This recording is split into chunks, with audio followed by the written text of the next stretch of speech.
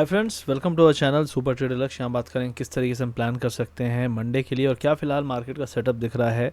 बहुत इंपॉर्टेंट और बहुत बड़ा इवेंट आने वाला है जिसका नाम है बजट। और बजट क्यों इम्पॉर्टेंट है उसका कारण ये है कि सरकार के ऊपर बहुत सारी जिम्मेदारियाँ प्लस एक्सपेक्टेशन भी आ गई हैं। मतलब जिम्मेदारियाँ ये कि अपने जो अलायंस हैं उनको खुश रखना, और एक्सपेक्टेशन ये आ गई है कि भाई मिडिल ऑर्डर मतलब मिडिल क्लास ही कहेंगे, मिडिल ऑर्डर है हमारी। अगर हम इंडियन टीम कहें तो उसका जो मिडिल ऑर्डर है, जो रीढ़ की हड्डी है, मिडिल मैन जो है, अपना मिडिल क्लास इंसान है, आम आदमी है जो ज़्यादातर स्ट्रगल करता है, उसकी लाइफ में उसकी पर कैपिटा इनकम जो आपकी है इंडिया की, जो अभी भी नहीं सुधर रही है in spite of GDP growth, वो किस तरीके से बढ़ सकेगी। तो सब राह तक बैठे हैं कि क्या ऐसे एक्शन लिए जाएंगे। रिसेंटली में कई इंपॉर्टेंट पॉइंट्स सामने आए हैं जो बताते हैं कि मार्केट में भले हम नए हाई बना रहे हों लेकिन बिज़नेस एनवायरनमेंट लगातार स्लो होता जा रहा है। अब ये मैं अपने मन से बोलूँगा तो बात अलग है, कई लोग बोलेंगे नहीं यार देखो मार्केट तो ऊपर जा रहा है, तुम गलत हो। देखो मार्केट ऊपर जा रहा है और फिर मार्केट गिरेगा और तुम बोलोगे कि यार रिजल्ट इतने बुरे भी नहीं थे तो क्यों गिर रहा है, या इकोनॉमी इतनी भी बुरी नहीं है क्यों गिर रहा है। तो यही खासियत है, यही खासियत है मैड मतलब पागलपन बुल रन की, कि उसमें लोग पगलाते हैं ऊपर की तरफ और पागलों को बौरा बौरा के मारा जाता है जब वो गिरता है। तो ये चीज़ होने जैसी लग रही है मुझे।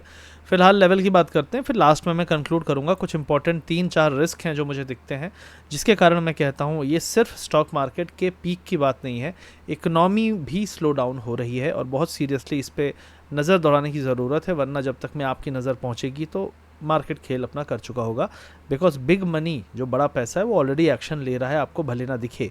उस बड़े एक्शन को बैलेंस आपका पैसा कर रहा है जो नया पैसा आ रहा है, लेकिन ये नए पैसे वाले सारे के सारे, मैं कह रहा हूँ 90% ऑफ पीपल जो आज पैसा लगा रहे हैं पिछले 2 महीने में जिन्होंने पोर्टफोलियो बनाए हैं, 90% इनमें से लोग अगले 1 साल तक निकल पाने वाले नहीं हैं और निकलने योग्य भी नहीं रहेंगे। उनको कम से कम साल, 2 साल, 3 साल लग जाएंगे वापस से अपने कॉस्ट से 10-20% एफडी के रिटर्न्स बनाने के लिए। ठीक है, तो उसके बारे में बात करेंगे। पहले हम थोड़ा लेवल्स देख लेते हैं। निफ्टी बैंक की यहाँ पे बात करूंगा। सबसे पहले निफ्टी बैंक का इंपॉर्टेंट लेवल था 21 ईएमए, इसने टेस्ट किया, बाउंस हुआ। उसके बाद आप देखो यहाँ पे अगले दिन इनवर्स आपका हैमर बना है। छोटी सी बॉडी है तो हैमर नहीं कह सकते, लेकिन अपर विक बहुत बड़ा सा है, जितना बड़ा लोअर विक वहाँ पे बना था। अब इसके बाद जब इस तरीके का प्राइस एक्शन होता है उसके बाद क्या होता है, यहाँ पे बहुत पूरे दिन के प्राइस एक्शन में बहुत सारे लोग फंस जाते हैं। कौन फंस जाते हैं? जो उम्मीद कर रहे थे कि ये ब्रेकआउट है। एक ट्रेंड लाइन बहुत दूर से आ रही है, उस ट्रेंड लाइन का जो रेजिस्टेंस था वो रिसेंटली में सपोर्ट बना था। अब देखो यहाँ पे भी सपोर्ट बना था, यहाँ पे भी, लेकिन अभी ये सपोर्ट टूट चुका है और इसके बाद नीचे से हमने इसको टेस्ट किया है और नीचे से टेस्ट करने के बाद हमको रिजेक्शन मिला है। जब भी इस तरीके का रिजेक्शन मिलता है तो मार्केट एक बहुत बड़ा इशारा कर रहा होता है। देखो 21 ईएमए से पहला डिप बाय होगा, अच्छा सपोर्ट है, मेजर सपोर्ट है, बाय होगा, ये ऑब्वियस है, बुल मार्केट की खासियत है।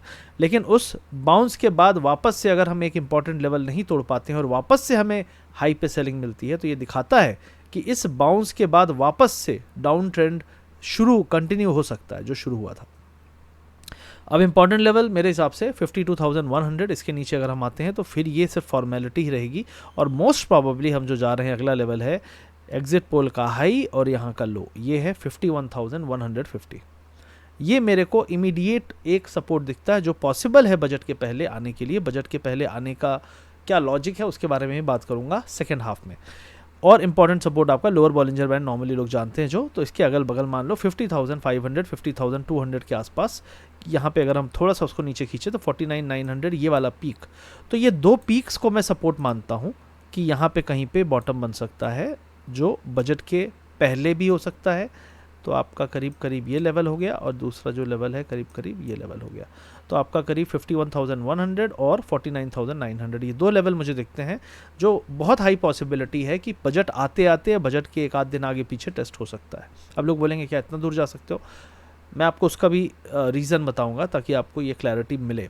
तो बैंक निफ्टी में फिलहाल क्या है, रेजिस्टेंस अगर बाउंस आया 52,660, 52,660, 670, 700 मान लो, वहाँ पे रेजिस्टेंस है। अगर हम उसके ऊपर निकल गए तो बुलिश है, अगर ऊपर नहीं निकल पाए तो वापस से रिजेक्शन मिलेगा। बुलिश कहाँ होना है? इसके ऊपर चला जाए तो बुलिश हो जाओ। कितना? फिर वहाँ से 2-2.5 हज़ार पॉइंट का टारगेट और अपसाइड का खुल जाएगा और वो बहुत तेज़ी से आएगा क्योंकि ये टाइम जो है इस टाइम पे बड़े लेवल बड़ी जल्दी अचीव होंगे, बड़े लेवल किसी भी साइड। अब यहाँ पे इंपॉर्टेंट सपोर्ट होगा 51,800 21 ईए में, इसके नीचे जाएंगे तो हमारा जो पहला टारगेट है वो खुल जाएगा जो है 51,100, और दूसरा टारगेट जो है 49,900। लेकिन 51,100 के बाद मुझे लगता है 50,500 इस एरिया में कहीं पे सपोर्ट आएगा, मतलब ना यहाँ जाएगा ना, मतलब बहुत ज़्यादा नहीं गिरेगा, और ये भी हो सकता है कि इसके नीचे आए, क्योंकि आजकल क्या होता है जो लेवल्स हैं उनको तोड़ के उसके नीचे जाके फंसा के ऊपर आता है। तो मेरा मानना है कि जब लेवल ही 51,200 100 है तो हो सकता है 50,800 700 आए और वहाँ से पलट के वापस से बाउंस दे, और फिर से बजट के दिन तक हम 52,000 के आसपास पहुँच जाएँ, ये पॉसिबिलिटी भी है। अगर हम पहले बाउंस करते हैं और वापस से हम 52,800 जाते हैं लेकिन नहीं तोड़ पाते, तो फिर बजट के जस्ट 2-3 दिन पहले हम यहाँ से पलट के वापस से टेस्ट कर सकते हैं। तो ये पॉसिबिलिटी बता दी मैंने अगले 4 से 5 दिन के लिए। वेडनेसडे को छुट्टी है, तो जो बैंक निफ्टी की एक्सपायरी है ट्यूसडे को होने वाली है, तो अगले हफ्ते हमारे पास 4 दिन है, और मंडे, मतलब टोटल 5 दिन बाद बजट आ जाएगा। 5 दिन के बाद मतलब 6वां दिन जो होगा। अब निफ्टी 50 की अगर हम यहाँ बात करें तो निफ्टी 50 का जो स्ट्रक्चर है वो अभी भी बियरिश नहीं हुआ है, लेकिन आप क्योंकि हाई पे अपर विक बनाते हो, अगर क्लोजिंग बहुत स्ट्रांग नहीं करते हो तो लोग थोड़ा डाउट करते हैं कि यार क्या हाई पे बड़े लोग निकल गए। हो सकता है, पॉसिबिलिटी है, क्योंकि क्लोजिंग से एटलीस्ट 120 पॉइंट, आप जो ये ऊपर का विक है ये 120 पॉइंट का अप्रॉक्सीमेटली था।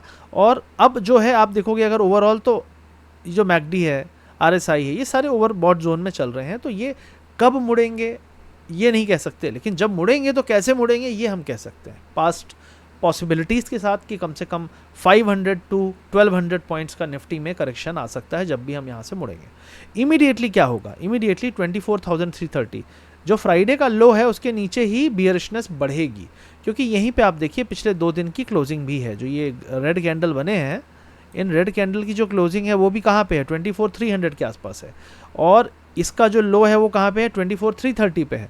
तो 24,300 से 330 की जोन बहुत बहुत बहुत इंपॉर्टेंट है। इसके नीचे जाते ही मार्केट कोहराम मचलेगा। मतलब मैं कह रहा हूँ अगर ये सिचुएशन आ जाती है तो डाउट मत करिएगा, क्योंकि बजट के पहले क्यों ऐसा हो सकता है उसके बारे में हम बात करने वाले हैं। तो रीज़न आपको बाद में मिल जाएगा, लेकिन अभी फ़िलहाल चार्ट्स में ये लेवल याद रखिएगा 24,300 से 330 के बीच में। और अगर आप बोलते हो कि क्या बुलिश वापस से हो सकता है, बुलिश हो सकता है अगर ये लेवल टूटा 24,580, उसके बाद देखो अब बोलोगे 120 पॉइंट ऊपर चला ही गया उसके बाद हम बुलिश की क्यों बात करें। बिल्कुल सही बात है, 120 पॉइंट ऊपर जाने के बाद तो बुलिश होने जैसा मेरे को लगता नहीं है। हाँ, लेकिन अगर आप बोलते हो कि मंडे को मार्केट खुलता है और 24,450 के नीचे जाता ही नहीं है, मान लो 450 के नीचे जाता ही नहीं, तो बियरिश नहीं होना है। बियरिशनेस सिर्फ 24,450 के नीचे ही होगी, अदरवाइज नहीं होगी। ठीक है, फिर कितनी होगी क्या होगी वो मैंने लेवल आपको बता दिया है। 450 के नीचे बेरिशनेस है, लेकिन इंपॉर्टेंट सपोर्ट आ जाएगा आपका 24,300 के पास, और 300 भी अगर निकल गया तो फिर आपका बढ़िया वाला मोमेंट मिलेगा 2 दिन 3 दिन। तो ये हो गया निफ्टी 50।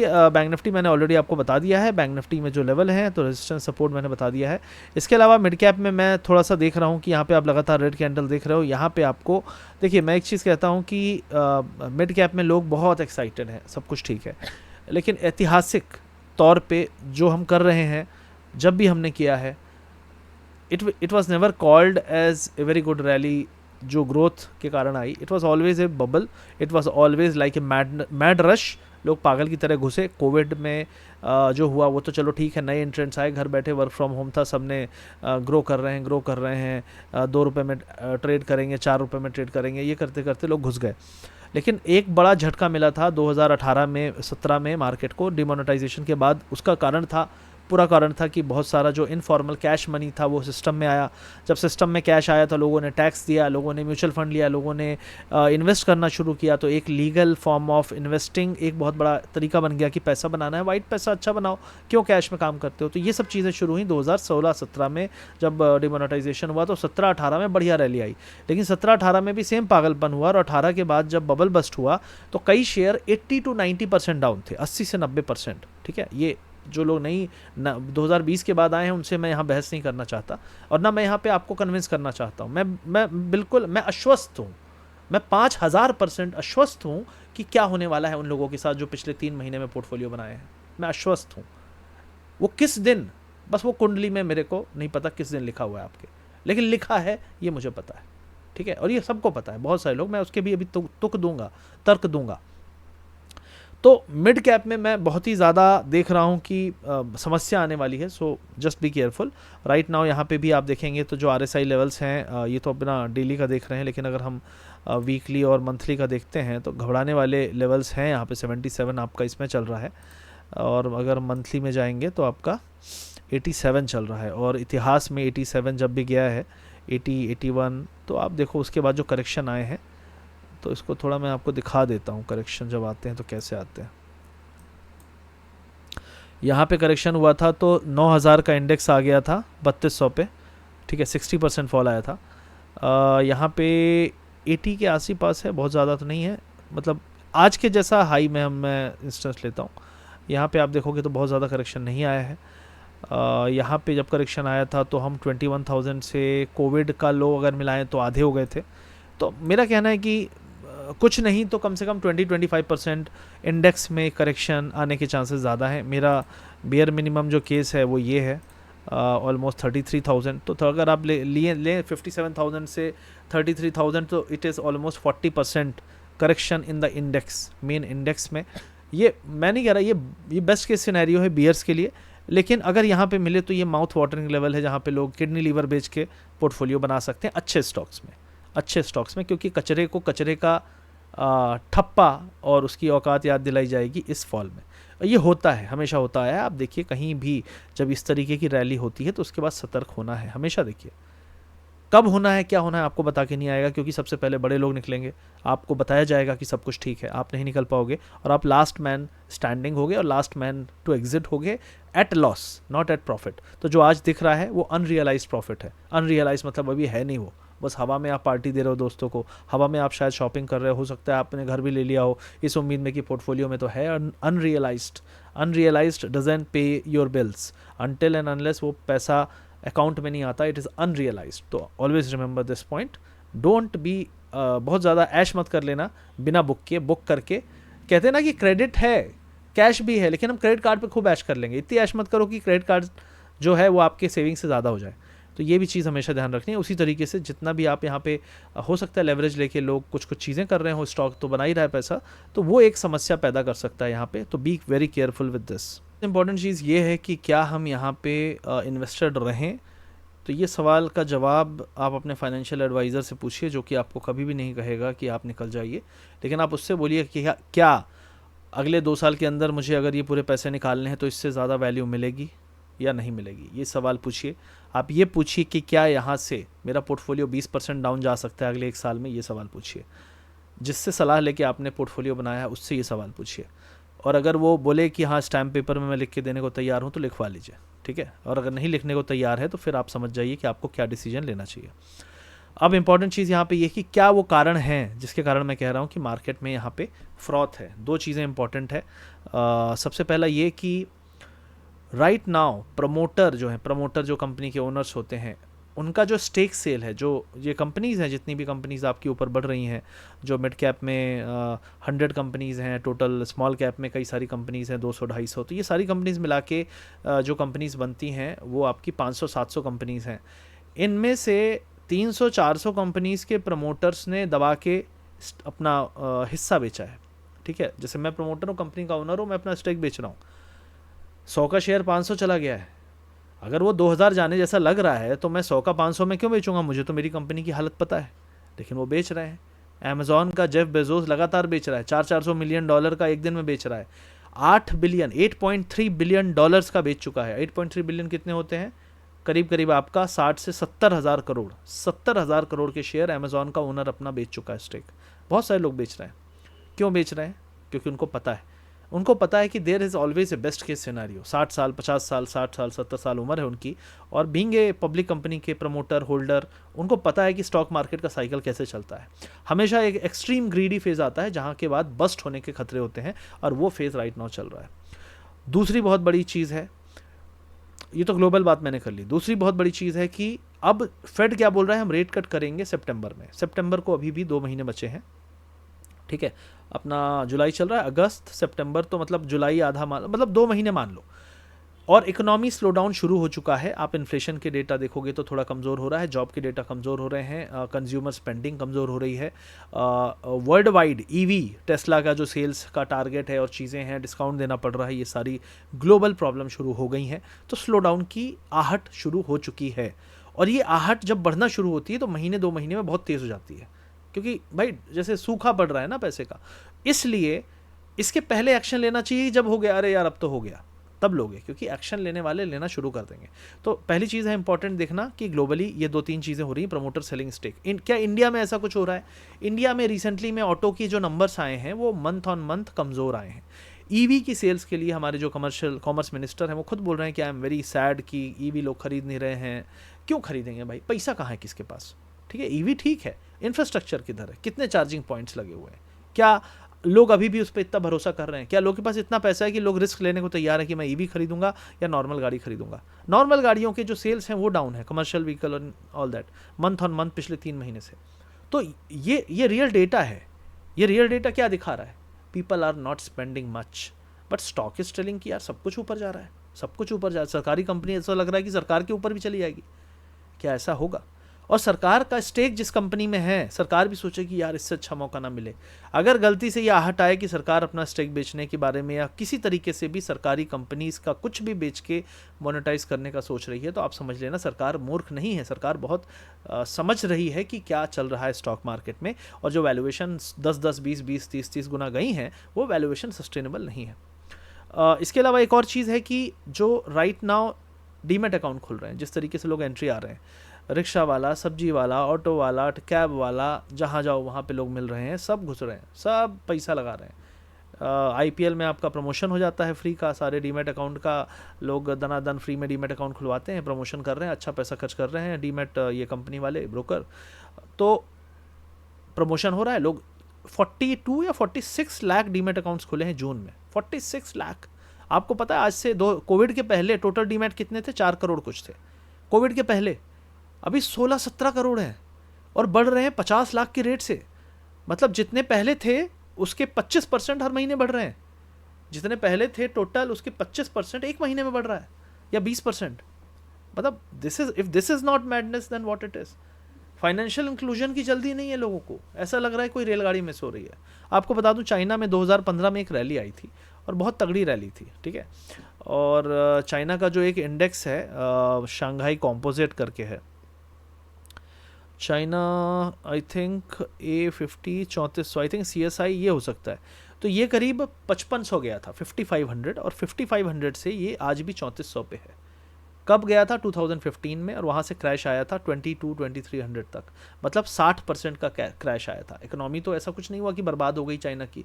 चाइना का स्टॉक मार्केट लगातार पिछले 6-7 साल से अंडर परफॉर्म कर रहा है। अभी 13 साल के लो एरिया पे हैंगसेंग जो है वहाँ का इंडेक्स है हांगकांग का, ये पड़ा हुआ है। ये इसका हाई 30,000 के आसपास है, अभी 18 पे पड़ा हुआ है। तो क्या हुआ भाई? चाइना, आज भी आप बाजार में जाओ सब कुछ आप चाइना का यूज़ कर रहे हो। अब वो बांग्लादेश के थ्रू आ रहा है या कहाँ के थ्रू आ रहा है आपको नहीं पता होगा, लेकिन है वो सारा चाइना का बना हुआ। हर चीज़ चाइना की बनी हुई है। ये जो फ़ोन है यहाँ पे हो सकता है इंडिया में असेंबल्ड हो, लेकिन बहुत सारे जैसे ये माइक है या बहुत सारे प्रोडक्ट्स हम यूज़ करते हैं मोस्टली चाइना से आते हैं, ठीक है। हाँ, अब assembled in India and all that, ठीक है, लेकिन समझ रहे हो आप, assembled in India is all okay. Made in India हमारे असेंबल नहीं करोगे तो हम बेचने नहीं देंगे। तो वो बोलेगा हाँ ठीक है कर लो, असेंबल ही कर लो, तुम भी खुश हो लो, लेकिन है तो चाइना का। तो मेरा पॉइंट ये है कि वहाँ की इकॉनमी बर्बाद हुई जा रही है, और यहाँ पे ऐसा क्या हो? यहाँ पे कुछ नहीं हुआ। यहाँ पे पहली बार वो हो रहा है जो 2015 में चाइना में हुआ था, जो जापान में 80s में हुआ था, जो बहुत सारे देशों में हो चुका है। .com बबल हुआ था 2001 में, जब US में IT कंपनीज़ हर गली में सॉफ्टवेयर, और सॉफ्टवेयर का बूम 2001 से 2007 तक था। तो ये सब चीज़ें जब हो रही थी तो उसके बाद भी वही हुआ।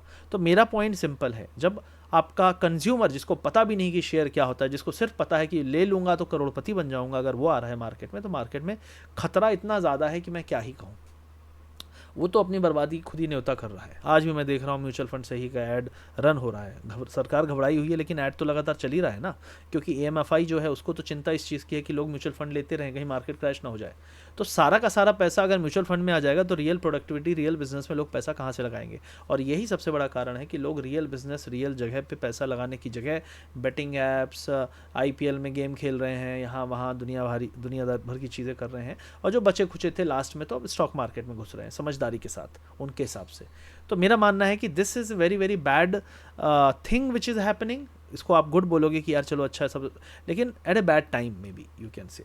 तो मेरा मानना है कि वी आर सीइंग द एक मास घुस रहा है, फिर हम देखेंगे एक मास एक्सोडस, मतलब लोग भगेंगे भगदड़ की तरह, स्टैम्पेड की तरह आएंगे आंधी की तरह, जाएंगे तूफान की तरह।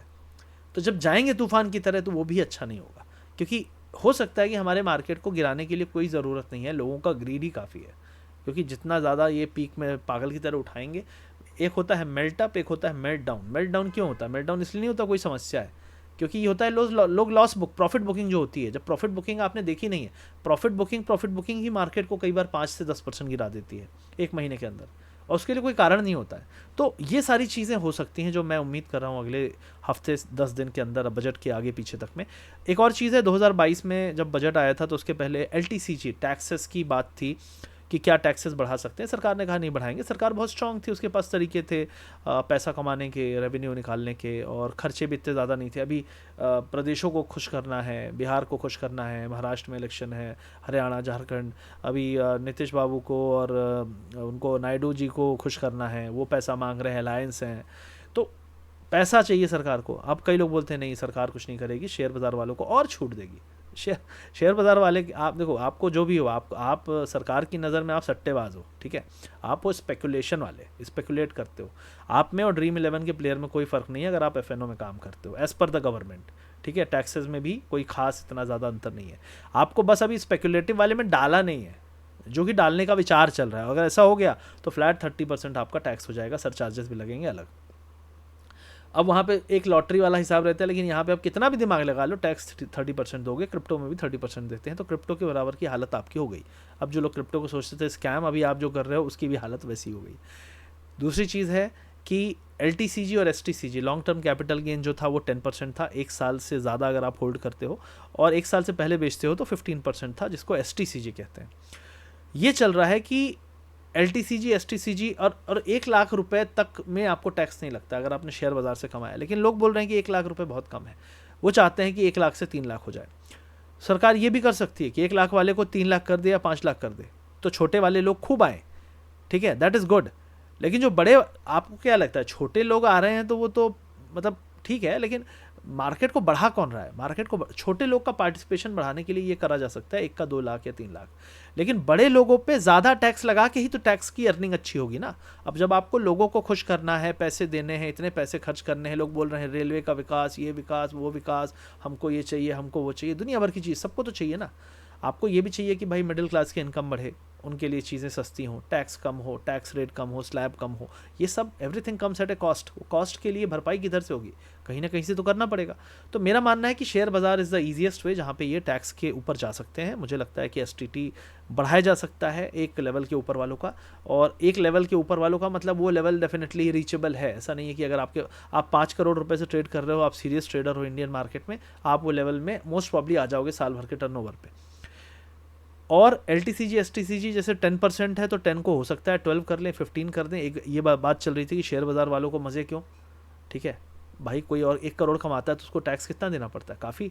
यहाँ पे 10% है, और यहाँ पे अगर आपने 1 साल के पहले बेचा तो 15% है। तो लोग बोल रहे हैं यार जब शेयर बाज़ार इतना आसान तरीका बन चुका है तो टैक्स ज़्यादा लो, ईजी टैक्स है ना, आसानी से ले सकते हो।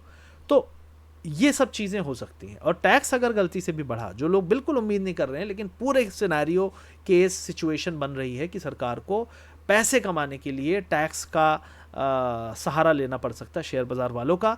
दूसरी चीज़ है, एक और चल रहा था कि जो अलायंस पार्टनर है वो ये नहीं कहेंगे कि हमारे खुद के सरकारी कंपनीज़ के एसेट को अब आप बेचो, क्योंकि फिर वो एक नेगेटिव सेंटिमेंट होता है। और क्योंकि हम BJP खुद के दम पे तो है नहीं, पूरी सरकार 240 है, तो ये भी चल रहा है कि अलायंस पार्टनर शायद प्रेशर डालें कि नहीं नहीं आप एसेट बेचने की बात मत करो, वो नेगेटिव जाता है पब्लिक सेंटिमेंट में। तो अगर ऐसा है कुछ, अगर है, मुझे नहीं पता है नहीं है। देखो वो तो बोल रहे हैं हमको पैसा दो, कहीं से भी दो। अगर वो ऐसा बोल देंगे हमको पैसा दो कहीं से भी, तो सरकार बोलेगी ठीक है भाई, हमको जो करना है हम करेंगे, और जो हमको करना है करेंगे। अगर वो सिचुएशन आई तो स्टॉक मार्केट पे टैक्स आने के चांसेस 99% है। मतलब मेरे को कोई डाउट नहीं है कि ऐसा कुछ होगा नहीं। वो किस में ट्वीक करेंगे, कितना ट्वीक करेंगे, माई एक्सपेक्टेशन इस कि 10% को 12 कर सकते हैं, 15 को 17 कर सकते हैं, या फिर 10 को 12 कर दें और बोले हर साल 1-1% बढ़ाएंगे, और 15 को 17 कर दें और बोलें कि हर साल 1-1% बढ़ाएंगे, समथिंग लाइक दैट। तो ये उसको ले दे के थोड़ा सा बढ़ा के ऊपर ले जाने की कोशिश की जा सकती है, which will not go well for people, क्योंकि टैक्स कम लगता है, इसी के कारण तो लोग शेयर बाजार में आते हैं। लेकिन सब काम धंधा छोड़ के लोग शेयर बाजार में ही आ जाएंगे, तो बाहर की जो रियल प्रोडक्टिविटी, आप ये बताओ, मेरे पास 100 करोड़ रुपए है, अगर मैं 100 का 200 स्टॉक मार्केट में बना सकता हूँ, तो मैं किसी प्रोडक्ट बनाने की फैक्ट्री क्यों खोलूंगा जिसमें 200 लोग को एम्प्लॉय रख सकता हूँ? क्यों खोलूंगा आप बताओ? नहीं खोलूंगा ना। यहाँ तो वही चल रहा है, हर आदमी सोच रहा है अरे डालो यार, कहाँ तुम पड़े हुए हो चक्कर में। हर आदमी फंड मैनेजर बना है सूरत की गलियों में, मुंबई की गलियों में, इंदौर की गलियों में इस समय। तो this is what I feel about the market, that's why I am scared. It has become like a punter, मतलब ये पूरी पंटरबाजी चल रही है, और ये बहुत बहुत ज़्यादा डरावना और ख़तरनाक है मेरे हिसाब से। इसलिए मैं थोड़ा सतर्क रहना चाहता हूँ, इसलिए मैं आपको कह रहा हूँ कि मेरे हिसाब से now we are coming to the point where you will see this kind of reaction which जो सस्टेनेबल होगा, जो सस्टेनेबल रिएक्शन होगा। आप बोलोगे कि यार 4 जून को गिरना था तो गिर सकता था, नहीं, उस दिन नहीं गिरने देने के लिए, क्योंकि भाई सेंटीमेंट निगेटिव, अरे बीजेपी हार गई, निगेटिव सेंटीमेंट, शेयर बाजार गिर गया, गिरता सेंटीमेंट, माहौल, वो सेंटीमेंट बनाने के लिए इन्होंने जी तोड़ कोशिश की कि मार्केट ना गिरने पाए, माहौल बनाओ, जो भी करो, है ना। नायडू जी, नीतीश जी के मुंह में टेप चिपका दो 2-3 दिन के लिए, वो कुछ ना बोले। ये सारी चीज़ें होती हैं पॉलिटिक्स में, we have to accept it, and they are not speaking a single word, क्योंकि पैसा जितना मांगेंगे उतना दे देना बस, ठीक है। तो मार्केट हो गया ऊपर, अब 100 का शेयर 500 चल रहा है, वो 1000 जाएगा, लेकिन 500 को अगर हम 300 पे ले आए और फिर 300 में हम एंट्री करें 500 में निकल के, तो 300 से 1000 में फिर 3 गुना कमाएंगे ना। ये आप नहीं समझ रहे, बड़े लोग समझते हैं, और वो लोग ऐसे ही करते हैं। तो this is what I think about the market, this is very practical and real talk. अगर आपको अच्छा लगे तो अच्छी बात है, नहीं अच्छा लगे तो भी कोई बात नहीं है, बाकी समय है और अच्छा समय भी आता है। अभी आपका शायद आपको लगेगा कि यार क्या फालतू बात कर रहा है, कोई मतलब नहीं इस बात का, लेकिन होता क्या है ना कि जब कुआं हम तब खोदें जब आग लगने वाली लग चुकी है, या पहले से कुएं का व्यवस्था कर लें। ये बड़े बुज़ुर्गों ने हमें कहा है, सिखाया है, और ये बात कभी गलत नहीं हुई है। बाकी आप कुआं कब खोदेंगे वो आपके ऊपर है, लेकिन ये बताना चाहता हूँ कि आग लग सकती है, और सब तरफ से अलार्म हो रहे हैं। बड़े बड़े फंड मैनेजर्स फ़ंड लेने से मना कर रहे हैं, बहुत सारे स्कीम्स हैं डिफेंस की, वो सब बंद करी। स्मॉल कैप फंड कुछ पैसा लेना बंद कर दिए हैं, थोड़ा सा स्मॉल कैप मिड कैप में पैसा का फ्लो भी कम हुआ है। तो ये सारी चीज़ें हुई हैं। बहुत सारे एनएफओ पिछले महीने तक आ रहे थे, इस महीने एनएफओ ही नहीं आए हैं, ये भी एक चीज़ हुई है। तो काफ़ी सारी चेंजेस आ रहे हैं मनी फ्लो में, या मनी जो लेने वाला है वो बोल रहा है भैया आप क्या करेंगे लेके इतना। तो ये थोड़ा इशारा कर रहा है, बाकी इशारा समझना है तो ठीक है, नहीं समझा तो कोई बात नहीं है। मिलते हैं अगले वीडियो में, thank you very much. I hope video अच्छा लगा, लंबा हो गया थोड़ा, लेकिन समझाना चाहता था क्योंकि रोज़ रोज़ वीडियो बनाने का अभी टाइम नहीं मिल रहा है। थोड़ा सा भी फिटनेस पे काम कर रहा हूँ मैं, लेकिन ये स्क्रीन के साथ वीडियो बनाया, स्क्रीन में आपको मैंने शुरू में समझा दिया है। बाकी मैं यही कहना चाहता हूँ कि कोई भी मार्केट दुनिया का इनविंसिबल नहीं है, इनविंसिबल नहीं है। मतलब नैस्डैक जब रेट हाइक की बात चली थी तो नैस्डैक कितना गिरा था, मतलब तगड़ा गिरा था, अच्छा खासा फॉल आया था। तो कोई भी इंडेक्स इनविंसिबल नहीं है। एनवीडिया जो आज 1200 आया, वो स्टॉक 90 चल रहा था, टेस्ला 90 चल रहा था, फेसबुक 90 चल रहा था, जो आज 540 है। तो फेसबुक जैसी कंपनी, ये $1 ट्रिलियन की बात कर रहे हैं, टेस्ला जैसी कंपनी जो इतनी बड़ी है, आपकी एनवीडिया एंड बहुत सारी कंपनीज, एप्पल एंड ऑल, ये गिरते हैं 40-40, 50-50% गिरते हैं। तो nothing, no market is invincible. कोई मार्केट ऐसा नहीं है शक्तिमान है, सर्वशक्तिमान, और कोई भी स्टॉक सर्वशक्तिमान नहीं है। जब उसका टाइम आएगा तो ऐसी पिटाई होगी, ऐसी पिटाई होगी कि 4-6 महीने छाती पकड़ के कोने में बैठ के बस दिन रात राम नाम जपिए, बस यही रह जाएगा। So thank you very much guys, I hope video अच्छा लगा, थैंक यू।